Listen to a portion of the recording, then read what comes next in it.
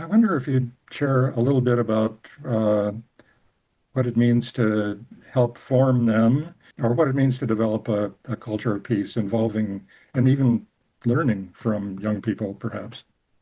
Yeah, so when I became a priest, and I was called, so I had a burning bush experience where God literally called me into the ministry, being part of what's happening at Messiah. And one of the things that He told me was, "Go get my young people." And I said, "Well, Lord, how do I do that?" He said, "First, young people, um, they don't. It's not that they don't believe in me; they just don't like the package that the church put me in. The gift is the same. The gift is Jesus Christ. We're a Christian church. The gift is Jesus Christ. He just said change the packaging. The gift is the same, making it user friendly. So what we did was we combined spirituality with activism. And Messiah got that long history of activism, of education, of affordable housing, workforce development, just all of the different things of building people up. And he said, use that and activate their spirituality and their activism together. Because when you look at Jesus, where was he? Highways, byways, in the street, making a difference in people's lives, calling disciples, changing society. And it was done through spirituality and activism. So that's exactly what it is that we do. We get their warrior spirit, and then we use that in order to change community and neighborhood. And the church grew mostly with young people. That was unexpected, but for a while there, pre-COVID, 60% of our congregation was African American males under the age of 30, which blew my mind. That's who showed up. And that's the thing. We always think young people, we think they reject God. They don't reject God. They don't like church. They don't have a problem with God. Young people want to stand up for justice. They want to know, what are we going to do about poverty and illiteracy? What are we going to do about homelessness? What are we going to do about what's happening with people all over the world? What are we going to be doing about wars? And the church, a lot of times, is silent. They Mhm. want to be a part where it's a movement, but not necessarily a religion. They want to be a part of the righteousness of the movement. You mentioned the Silence the Violence march, and that's been around since 2008, right? That Yeah. I've been doing that. Yeah, I wonder if you'd say a little bit. I know it's grown and spread outstate in a variety of ways, but and I know the Episcopal bishop has been really supportive. Yeah. But I wonder if you'd say just a little bit about it's an annual anti-handgun march. Am I right? Yes. So we created it back in 2008 after a few young people in the neighborhood were murdered. They were innocent victims of gun violence. Um, and we knew we had to do something. We just could not allow them to die, and then that would just be it, and we go on with our lives. So we created Silence to Violence, and what that was is what it is today, but it was a smaller thing in the neighborhood of Island View. 58 people got together, and we decided first we'll honor their memory, and then we will come and bring together the people working to eradicate it, building out strategy, building and promoting community, promoting peace. That's what we were doing. It wound up turning into an annual thing. And after about the third or fourth year, we noticed people from all over the city were coming because people were saying, here's a place where you can honor those who have died, and you can come work with people who are coming up with strategy, working with groups and organizations working to eradicate it. Then we looked up, there were 1,000 people here. I'm part of an organization called End Gun Violence Michigan, which I'm part of that. Our bishop is the president of that. And so she came in working on the issue of gun violence and started helping us promoting this should be the work that the entire church should be doing. And the next thing you know, it went statewide. So it's not just in Detroit, it's everywhere from Monroe to Marquette. There's a Silence to Violence event. They're not all the same thing because in Detroit it's a march, but they are also tree plantings, their art shows, their concerts, their teach-ins, their town halls. They all honor the innocent victim of gun violence, and then they're bringing together the people who are working to eradicate it.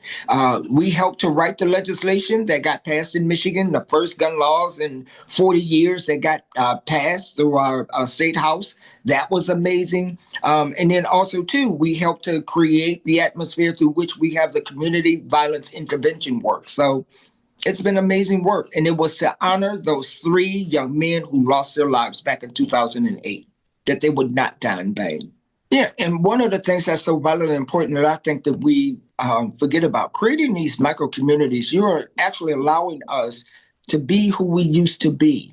Looking back in the day, this is what community was. It's just going a little bit backwards. It's going a little bit more so the way the community was. Everybody say, you know what, it takes a village, and we used to be a village. All it is going back to what's already worked. I grew up in a community neighborhood. Everybody looked out for you, whether that was the mailman or the butcher or the banker or whoever it was. Everybody kind of looked out for you. Children were sacred and our seniors were sacred, and people looked out for our community. And all it is doing that exact same thing. We used to be intentional, and then we kind of got away from that, and then we kind of got in trouble. I believe we just need to go back and be a little bit more intentional again and create that sacred community. A little bit ago, you mentioned both the Boggs School and the Boggs Center. Grace Boggs was one of the founders, I don't know if you know, of the National Council of Elders, and she basically lived in your parish, just a few blocks from the church. Her home became the James and Grace Lee Boggs Center, out of which a lot of organizing happens.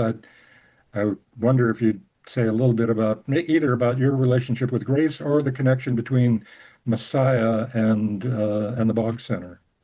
Yeah, so I can honestly truly say Grace Boggs changed my life. She is one of the people like her and Father Ron. There's Ron Spank. There's so many people who have actually helped to make me the person I am today.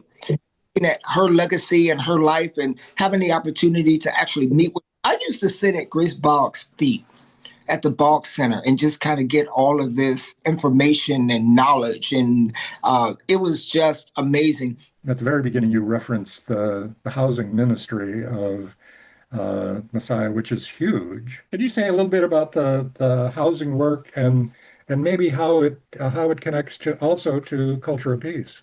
A few things. So the Housing Corporation has been around since 1978. And over those years, it has built or rehabbed 213 units of housing. And I think right now, currently, I think we own 49 vacant lots. It might be more than that. I'm going to go with the low end.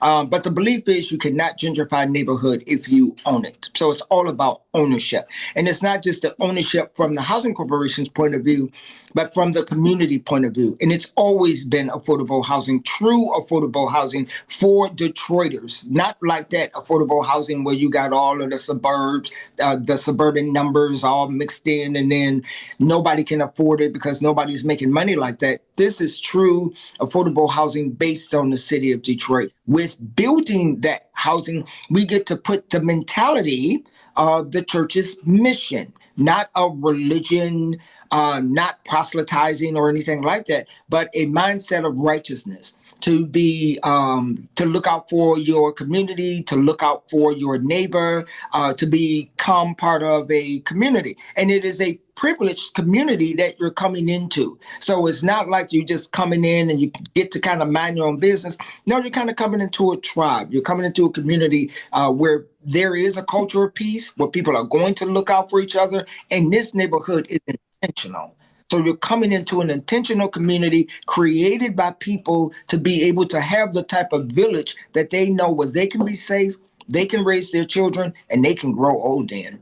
And I think so many times we forget that we're not calling people into religion, we're calling them into righteousness. And so many times we concentrate on what religion is, but if we would just concentrate on the righteousness, to be able to look out for our brothers and sisters, to be able to look out for the least of these, to stand up for those who are opposed, for those who have to deal with injustices. This is what it is Jesus called us to do. And that does not mean just going to a building on a Sunday and worship. That's a praise time. But the work of the church is not in a building, it's actually in the street.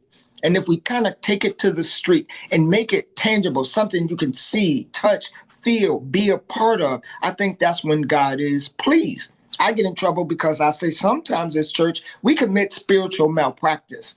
We can talk a good game, but if we can't pull it off, then we need to be quiet. So it's all about pulling it off. We need to be able to do the work. So the church should be the developer. The church should be the educator. The church should be the place of community and safety. That should be the place where you can redo your life and have an opportunity to be able to start all over. The church should be the employer, and it should work towards equity and righteous economics and be that place that everybody want to be a part of. So I think that's what we should be working on. And there are congregations and churches literally following Messiah's model. And it's not just in Detroit, it's all over the country because they fly in to come see what we're doing. And I'm just trying to figure out how do y'all know about us in Oklahoma City or in Memphis, this, that, and the other. But it's the age of technology and people talk and you can see the results of what it is that we do. And I think that's what it is. And we're called to cast out the demons of today, poverty, illiteracy, apathy, all of those things. We're called to cast out those demons. So we have work to do. And you're doing it. Yes. I'm so grateful for your willingness to tell the story here, to preach to us a little bit, but especially for the work of you and the congregation in that Highland View neighborhood. Thanks for being with us.